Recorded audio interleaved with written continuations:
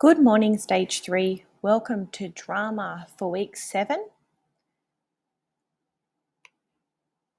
Our learning intention for this week is that we are learning to devise, act and rehearse drama for performances and respond critically to a range of drama works and performance styles.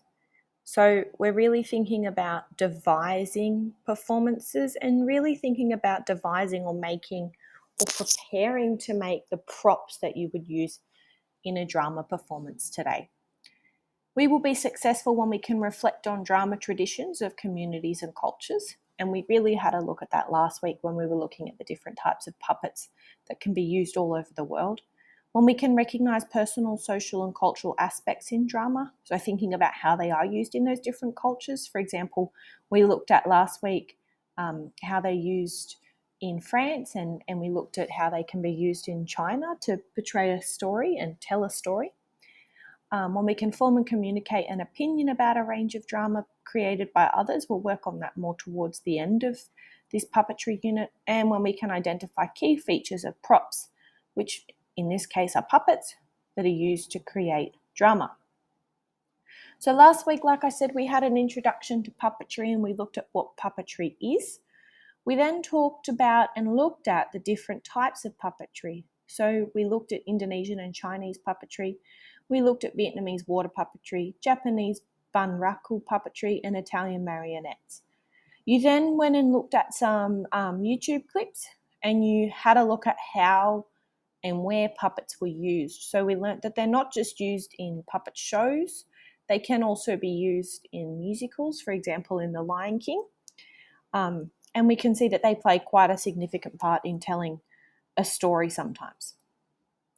So like I said last week, for the next few weeks, we're going to be making our own sock puppet. So we will be using things that we have around the house, okay? We're not expecting you to go online shopping and ordering or buying things or going to Woolworths because remember, we should all be staying home.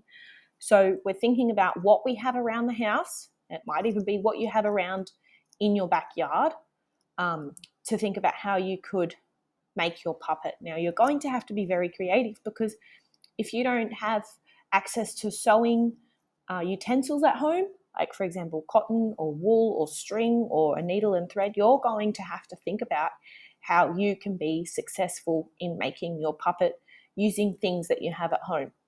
Okay, so thinking about what's in the garden, maybe you have to think about what's in the pantry and thinking about how you can make your puppet using those sorts of things. So you should have already started to have a bit of a think about some of those things. And then you should have also started to collect some of those things as well. So today I'd like you to start off by watching and learning. So you need to watch these following YouTube clips and they will give you some instructions on how to make different types of sock puppets. So there's 6 YouTube clips there for you to work through. And as you're watching them, I want you to think about how you want to design and make your puppet.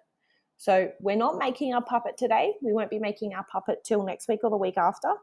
We're really thinking about how we can design our puppet and how we can make it in the most efficient way. So while you're watching, you might like to jot down some ideas about how you're going to draw your design or come up with your design. And again, like I said, we're thinking about things that we already have at home to make our puppet. Once you've watched those videos, you need to design your sock puppet. So using what you've watched and learnt, I want you to design your puppet on paper, or you can do it electronically if you would prefer to do it on a computer or an iPad or a Chromebook. Completely up to you, whatever you feel most comfortable with. For me, I would personally prefer to do it with a pencil and paper. And I say pencil because chances are you'll probably want to make some changes to what you're doing. Once you've got your puppet design drawn, it's really important that you start to label the different features of your puppet. So if your puppet has hair, what are you making the hair out of? Are you making it out of wool? Do you have access to wool at home? If you don't, you might need to think about what else you could use. Could you use leaves from the garden? Could you cook up some pasta and use some cooked pasta? Maybe you could use dried pasta. I don't know. You need to think about what you have in your home, like we said already, that you can use to make your puppet. But it's so important that when we're doing this design process, that we're labeling our puppet's features and we're labeling what we're going to be making it out of. You might even like to write down your design steps if you're feeling extra clever today, you can write down your steps that you will take to make your puppet as well. That's optional. Then finally, I'd like you to upload a photo of your sock design. So if you upload it here, and that way I can give you some feedback. I can give you some tips if you're not sure. And then hopefully next week we can start to think about making our puppet. So like I said, we're not making our puppet today. We won't be making our puppet until the 31st of August, which is week 8. But if you don't upload your photo or send it to me, however you'd like to share it with me, I can't give you feedback. So it's important that you do share it with me so I can give you that feedback. And that's it for today. So have fun and we'll talk to you next week. Bye, everybody.